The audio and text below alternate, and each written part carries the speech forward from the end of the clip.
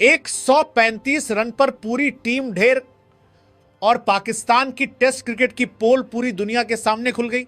और देखते ही देखते वो पल भी आ गया जिसका पाकिस्तान को सबसे ज्यादा डर था। पाकिस्तान की पूरी टीम दूसरी पारी में सिर्फ 135 रन पर ऑल आउट हो गई। इंग्लैंड ने पाकिस्तान को एक पारी और 103 रनों से करारी शिकस्त दे दी और इसी के साथ 3 टेस्ट मैचों की सीरीज में 1-0 की बढ़त हासिल कर ली। लेकिन यह सिर्फ स्कोरबोर्ड पर दर्ज एक हार नहीं है, यह पाकिस्तान क्रिकेट के लिए सोचने वाला मुकाम है। क्योंकि जिस तरह पाकिस्तान ने इस टेस्ट मैच में बल्लेबाजी की, जिस तरह उसके सीनियर खिलाड़ियों ने जिम्मेदारी से मुंह मोड़ा और जिस तरह इंग्लैंड के गेंदबाजों ने पूरी पाकिस्तानी बैटिंग लाइनअप को तहस नहस किया, उसने पाकिस्तान की टेस्ट टीम पर कई गंभीर सवाल खड़े कर दिए हैं। पहली पारी 171, दूसरी पारी 135। आखिर पाकिस्तान कर क्या रहा था? पहली पारी में पाकिस्तान की पूरी टीम 171 रन पर सिमट गई। उम्मीद थी कि दूसरी पारी में बल्लेबाज कुछ सुधार दिखाएंगे, लेकिन दूसरी पारी में कहानी और भी खराब हो गई। 135 रन पर पूरी टीम ऑल आउट, यानी पूरे टेस्ट मैच में पाकिस्तान की बल्लेबाजी 2 बार भी 200 का आंकड़ा पार नहीं कर पाई। और दूसरी तरफ इंग्लैंड ने पहली पारी में 409 रन बनाकर पाकिस्तान पर 238 रनों की विशाल बढ़त हासिल की। यहीं से मैच का लगभग फैसला हो चुका था। पाकिस्तान के बल्लेबाजों के पास वापसी का मौका था, लेकिन दूसरी पारी में भी वही पुरानी कहानी दोहरा दी गई। विकेट गिरते गए और स्कोरबोर्ड रुकता चला गया। कप्तान सलमान अली आगा कप्तानी भी, सवालों में बल्लेबाजी भी, सबसे बड़ी जिम्मेदारी कप्तान की होती है। लेकिन कप्तान सलमान अली आगा खुद सिर्फ 4 रन बनाकर आउट हो गए। अब सवाल यह है कि जिस समय टीम को कप्तान से आगे बढ़कर उदाहरण पेश करने की जरूरत थी, उस समय कप्तान खुद ही बल्लेबाजी में नाकाम रहे, तो टीम के बाकी खिलाड़ियों पर किस तरह का संदेश गया होगा? कप्तान सिर्फ टॉस जीतने या फील्डिंग सेट करने का नाम नहीं है। कप्तान को मुश्किल समय में बल्ले से भी टीम के सामने खड़ा होना पड़ता है। और इस टेस्ट में सलमान अली आगा उस जिम्मेदारी को निभाते हुए नजर नहीं आए। मोहम्मद रिजवान 41 रन, लेकिन क्या यह काफी था? पाकिस्तान की तरफ से मोहम्मद रिजवान ने 41 रन बनाए, लेकिन जब पूरी टीम सिर्फ 135 रन पर ढेर हो रही हो, तब 41 रन की पारी भी टीम को बचाने के लिए काफी नहीं होती। रिजवान से उम्मीद थी कि वो क्रीज पर टिकेंगे, गेंदबाजों का सामना करेंगे और बाकी बल्लेबाजों के साथ साझेदारी बनाएंगे, लेकिन उनकी पारी भी पाकिस्तान को संकट से बाहर नहीं निकाल सकी। और यही पाकिस्तान की सबसे बड़ी समस्या रही। कोई बल्लेबाज मैच को पकड़कर आगे ले जाने के लिए तैयार ही नहीं दिखा। बाकी बल्लेबाजों का क्या हुआ? और जब हम पाकिस्तान की दूसरी पारी का स्कोर कार्ड देखते हैं तो तस्वीर और भी परेशान करने वाली दिखाई देती है। Ali Usman 7 run, Khurram Shahzad 8 run, Mohammad Abbas 6 run, यानी निचले क्रम से भी कोई ऐसा प्रतिरोध नहीं आया जो इंग्लैंड के गेंदबाजों को परेशान कर पाता। एक के बाद एक विकेट गिरती गई और पाकिस्तान की पारी देखते ही देखते खत्म हो गई। इंग्लैंड की गेंदबाजी पूरी तरह क्लिनिकल प्रदर्शन। अब यहां इंग्लैंड के गेंदबाजों की जितनी तारीफ की जाए कम है, क्योंकि उन्होंने सिर्फ विकेट नहीं लिए, बल्कि पूरी टेस्ट मैच की कहानी को अपने गेंदबाजी प्लान के मुताबिक चलाया। रॉबिन्सन ने 3 विकेट लिए, आर्चर ने 3 विकेट हासिल किए और टंग ने भी 3 विकेट लेकर पाकिस्तान की कमर तोड़ दी। यानी इंग्लैंड के 3 प्रमुख गेंदबाजों ने मिलकर पाकिस्तान की बल्लेबाजी को पूरी तरह ध्वस्त कर दिया। सबसे खास बात यह रही कि इंग्लिश गेंदबाजों ने लाइन और लेंथ से अपना कंट्रोल नहीं खोया। उन्होंने पाकिस्तानी बल्लेबाजों को लगातार गलती करने के लिए मजबूर किया और जैसे ही कोई बल्लेबाज थोड़ा सा भी चूका, गेंद सीधा विकेट की तरफ जाती दिखाई दी। आर्चर का शानदार कमबैक, आर्चर का प्रदर्शन खास तौर पर चर्चा के लायक रहा। पहली पारी में उन्हें विकेट नहीं मिली थी, लेकिन दूसरी पारी में उन्होंने पाकिस्तान के टॉप ऑर्डर को झटका दिया और फिर 3 विकेट लेकर अपना असर दिखाया। यानी पहली पारी में विकेट न मिलने के बाद उन्होंने खुद को गेम से बाहर नहीं होने दिया। उन्होंने वापसी की और पाकिस्तान की बल्लेबाजी पर ऐसा दबाव बनाया कि पाकिस्तान संभल ही नहीं पाया। इंग्लैंड ने अपनी होम कंडीशंस का पूरा फायदा उठाया। इस टेस्ट मैच की एक और बड़ी बात यह रही कि इंग्लैंड ने अपनी होम कंडीशंस का भरपूर फायदा उठाया। इंग्लैंड के गेंदबाज परिस्थितियों को बेहतर तरीके से समझते नजर आए। उन्होंने सही लाइन पर गेंदबाजी की, सही लेंथ पकड़ी और पाकिस्तानी बल्लेबाजों की कमजोरियों को लगातार निशाना बनाया। और जब आपके पास ऐसा गेंदबाजी अटैक हो जो परिस्थितियों को समझकर लगातार दबाव बनाए रखे, तो बल्लेबाजों के लिए रन बनाना बेहद मुश्किल हो जाता है। पाकिस्तान के साथ बिल्कुल यही हुआ। पाकिस्तान की टीम में ऐसे खिलाड़ी मौजूद हैं जिनसे उम्मीद की जाती है कि मुश्किल समय में वो आगे आएंगे, लेकिन इस टेस्ट मैच में सीनियर खिलाड़ियों से वो प्रभाव दिखाई नहीं दिया। जब टीम को एक बड़ी पारी की जरूरत थी, तब कोई बल्लेबाज जिम्मेदारी लेकर खड़ा नहीं हुआ। जब टीम को गेंदबाजों से विकेट चाहिए थे, तब इंग्लैंड को 409 तक पहुंचने से नहीं रोका जा सका। और जब दूसरी पारी में वापसी का मौका आया तो पूरी बैटिंग लाइनअप सिर्फ 135 रन पर ढेर हो गई। तो फिर सवाल बनता है, आखिर पाकिस्तान की इस टीम में मैच जिताने की जिम्मेदारी कौन लेगा? क्या इंग्लिश मीडिया की ट्रोलिंग गलत थी? मैच से पहले और मैच के दौरान इंग्लिश मीडिया पाकिस्तान की टीम को लगातार ट्रोल कर रहा था। उनका दावा था कि यह पिछले कई दशकों में इंग्लैंड के खिलाफ खेलने वाली पाकिस्तान की सबसे कमजोर टीमों में से एक है। मैच के बाद पाकिस्तान के प्रदर्शन को देखें तो यह बयान भले ही बहुत कठोर हो, लेकिन पाकिस्तान ने खुद अपनी परफॉर्मेंस से इस आलोचना को और हवा दे दी। क्योंकि अगर आपकी टीम पहली पारी में 171 रन और दूसरी पारी में 135 रन पर ऑल आउट हो जाए और सामने वाली टीम एक ही पारी में 409 रन बना दे तो आलोचना से बचना बेहद मुश्किल है। पाकिस्तान की बल्लेबाजी का सबसे बड़ा फेलियर, इस मैच का सबसे बड़ा विलेन अगर किसी को कहा जाए तो वो पाकिस्तान की बैटिंग यूनिट है। टेस्ट क्रिकेट में आपको सिर्फ बड़े नाम नहीं चाहिए, आपको चाहिए टेक्निक, धैर्य, कंसंट्रेशन, लंबी साझेदारियां और सबसे जरूरी दबाव में टिकने की क्षमता। पाकिस्तान इन चारों पांचों क्षेत्रों में कमजोर दिखाई दिया। इंग्लैंड के गेंदबाजों ने थोड़ा दबाव बनाया और पाकिस्तानी बल्लेबाजों की तकनीक और मानसिक मजबूती की परीक्षा शुरू हो गई और उस परीक्षा में पाकिस्तान के बल्लेबाज बुरी तरह फेल होते गए। एक टेस्ट, लेकिन सवाल बहुत बड़े। इंग्लैंड ने सिर्फ एक टेस्ट मैच नहीं जीता, उसने पाकिस्तान की पूरी टेस्ट टीम की कमजोरियां उजागर कर दी। पहली पारी में 171, दूसरी पारी में 135। इंग्लैंड की पहली पारी में 409 रन, नतीजा एक पारी और 103 रनों से शर्मनाक हार। और अब 3 मैचों की सीरीज में इंग्लैंड 1-0 से आगे है। पाकिस्तान के सामने अब सिर्फ सीरीज बचाने की चुनौती नहीं है, सामने उससे भी बड़ा सवाल है, क्या यह टीम अगले टेस्ट में वापसी करने की काबिलियत रखती है? क्योंकि अगर पाकिस्तान ने अपनी बल्लेबाजी की समस्या को तुरंत नहीं सुधारा, अगर सीनियर खिलाड़ी जिम्मेदारी लेकर आगे नहीं आए और अगर गेंदबाज इंग्लैंड को लगातार बड़े स्कोर बनाने से नहीं रोक पाए, तो बाकी दोनों टेस्ट मैच भी पाकिस्तान के लिए किसी बड़े खतरे से कम नहीं होंगे। आखिरी बात, पाकिस्तान को आईना देखने की जरूरत है। इस हार के बाद पाकिस्तान को बहाने नहीं चाहिए, ना पिच का बहाना, ना परिस्थितियों का बहाना, ना किस्मत का बहाना, क्योंकि इंग्लैंड ने वही परिस्थितियां खेली और उसी मैदान पर पाकिस्तान को पूरी तरह आउटक्लास कर दिया।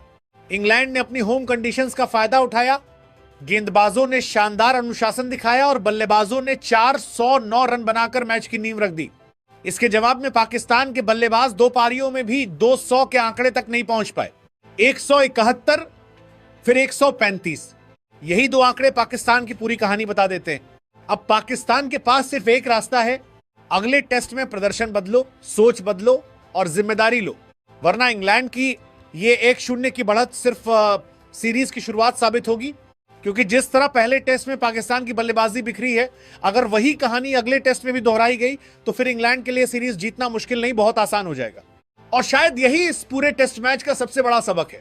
पाकिस्तान सिर्फ इंग्लैंड से नहीं हारा, पाकिस्तान अपनी ही कमजोरियों से हार गया। और जिस टीम को अब मैच में वापसी करनी थी, उसकी दूसरी पारी शुरू होते ही कुछ ही गेंदों में 2 अहम विकेट गिर जाते हैं।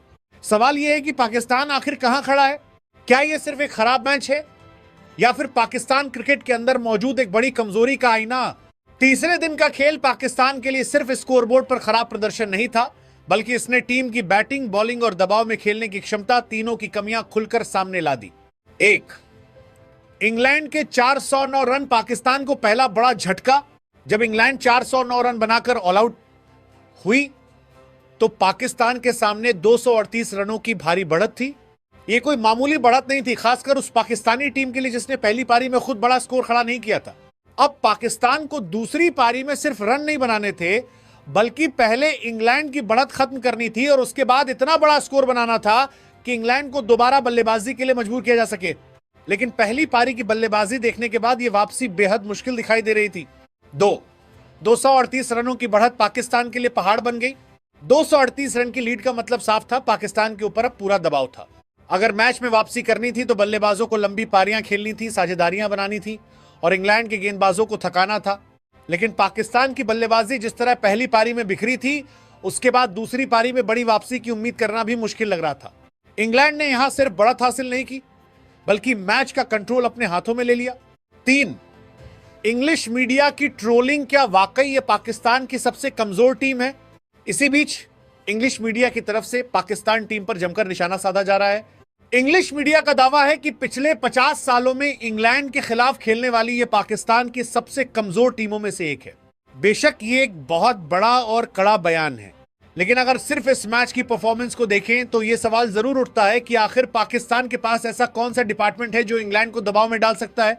पहले की पाकिस्तानी टीमों में कम से कम एक ऐसा विभाग जरूर होता था, चाहे बैटिंग हो या बॉलिंग, जो अकेले मैच का रुख बदलने की क्षमता रखता था।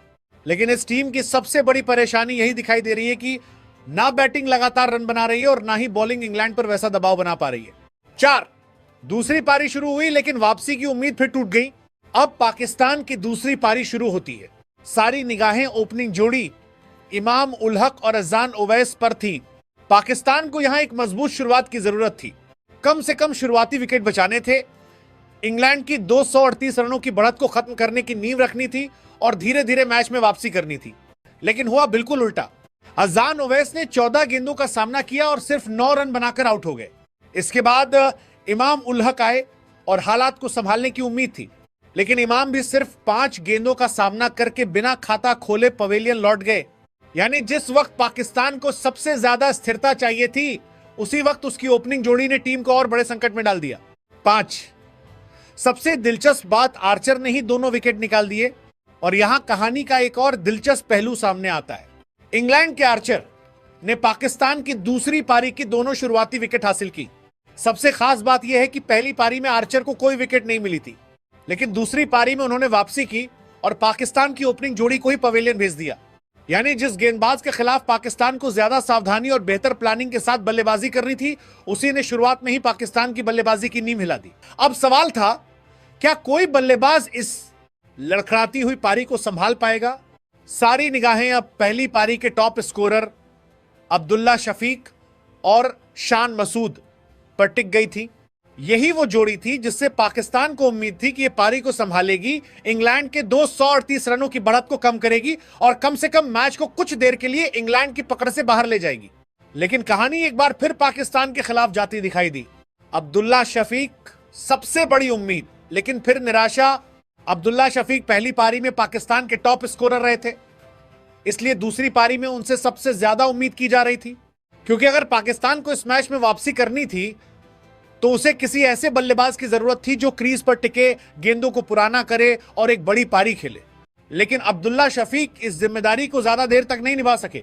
उन्होंने 29 गेंदों का सामना किया और सिर्फ 15 रन बनाकर पवेलियन लौट गए और यही विकेट पाकिस्तान के लिए बेहद बड़ा झटका बन गया, क्योंकि यह सिर्फ 15 रन पर आउट होने की बात नहीं थी, यह उस बल्लेबाज के आउट होने की बात थी जिससे पाकिस्तान को लंबी पारी और बड़ी साझेदारी की सबसे ज्यादा उम्मीद थी।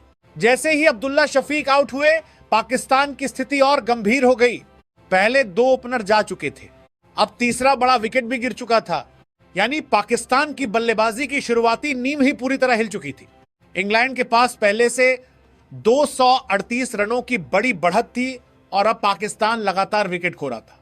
ऐसे में हर गिरती हुई विकेट पाकिस्तान को हार के और करीब ले जा रही थी।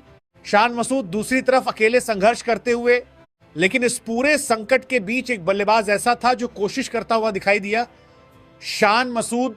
पिछली पारी में शान मसूद का प्रदर्शन कुछ खास नहीं रहा था, लेकिन दूसरी पारी में उनका रवैया अलग दिखाई दिया। वो इंग्लैंड के गेंदबाजों के खिलाफ रन बनाने की कोशिश करते नजर आए। शान जानते थे कि सिर्फ डिफेंस करने से पाकिस्तान की समस्या हल नहीं होने वाली, उन्हें रन भी बनाने थे और साथ ही विकेट भी बचानी थी। यही वजह थी कि वो इंग्लैंड की गेंदबाजी के सामने शॉट खेलने और स्कोरबोर्ड को आगे बढ़ाने की कोशिश करते दिखाई दिए। लेकिन असली सवाल अभी भी वही था, क्या शान मसूद अकेले इस पूरी पारी को संभाल सकते थे? क्योंकि एक तरफ इंग्लैंड के पास 238 रनों की बढ़त थी, दूसरी तरफ पाकिस्तान लगातार विकेट खो रहा था और अब पाकिस्तान की सबसे बड़ी उम्मीद अब्दुल्ला शफीक भी सिर्फ 15 रन बनाकर वापस लौट चुके थे। ऐसे में पाकिस्तान को सिर्फ रन नहीं चाहिए थे, उसे चाहिए थी एक बड़ी साझेदारी, एक बड़ी पारी और ऐसा बल्लेबाज है जो इंग्लैंड की गेंदबाजी के सामने दीवार बनकर खड़ा हो जाए। शान मसूद कोशिश जरूर कर रहे थे, लेकिन इंग्लैंड की पकड़ अभी भी बेहद मजबूत थी। देखते ही देखते पाकिस्तान को चौथा और फिर 5वां बड़ा झटका भी लग गया। सबसे पहले सऊद शकील पवेलियन लौटे। उन्होंने 24 गेंदों पर सिर्फ 14 रन बनाए। सऊद शकील से पाकिस्तान को काफी उम्मीदें थी, लेकिन इस पारी में भी वो टीम की जरूरत के मुताबिक योगदान नहीं दे सके।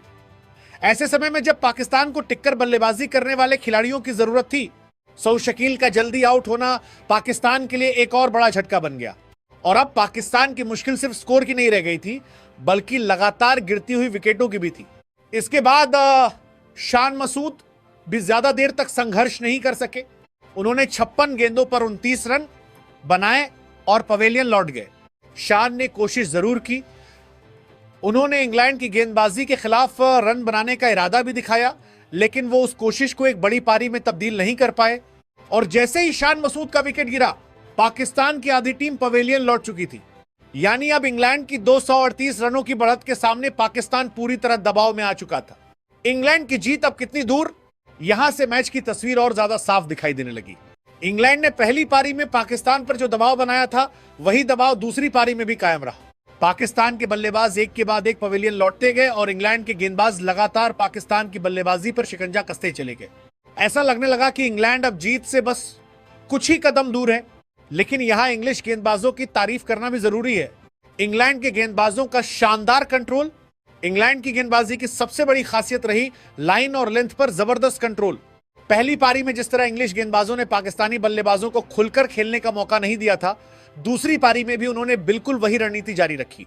ना जरूरत से ज्यादा प्रयोग, ना गेंदबाजी में बेवजह बदलाव, बस सही लाइन, सही लेंथ और लगातार दबाव। और टेस्ट क्रिकेट में यही चीज बल्लेबाज को गलती करने पर मजबूर करती है। पाकिस्तानी बल्लेबाजों को खुलकर रन बनाने के मौके कम मिले और जैसे जैसे दबाव बढ़ता गया विकेट गिरते चले। बहरहाल पाकिस्तान की टीम जो है बुरी तरह से हारी। आप देखें 135 रन से 171 रन और ऑस्ट्रेलिया की टीम ने 400 कई रन बनाए। ये दोनों मिलाकर यानी कि उनकी एक इनिंग्स और इनकी दोनों इनिंग्स पाकिस्तान के लिए बहुत ही शर्मनाक की बात है। और कम अज़ कम बंदा यार क्रिकेट खेलता तो है और ये बगैर खेले ही हार जाते हैं। मतलब वहाँ से उन्होंने इतना सफ़र किया, इतनी मतलब प्रैक्टिस की कि परफॉर्मेंस देंगे, लेकिन किसी बंदे ने भी परफॉर्मेंस नहीं दी। बस एक अब्दुल्ला शफीक ने पहले मैच में जो है 62 रन बनाए और इसके अलावा किसी भी प्लेयर ने कुछ नहीं किया। शर्म से डूब मरने का मकाम है। और पाकिस्तान के पॉइंट टेबल्स को देखा जाए तो अब पॉइंट्स टेबल भी कम हो गए हैं, यानी कि अब देखें 9वें नंबर पे आ गए। वेस्ट इंडीज़ से बीच सबसे पीछे आ गए हैं।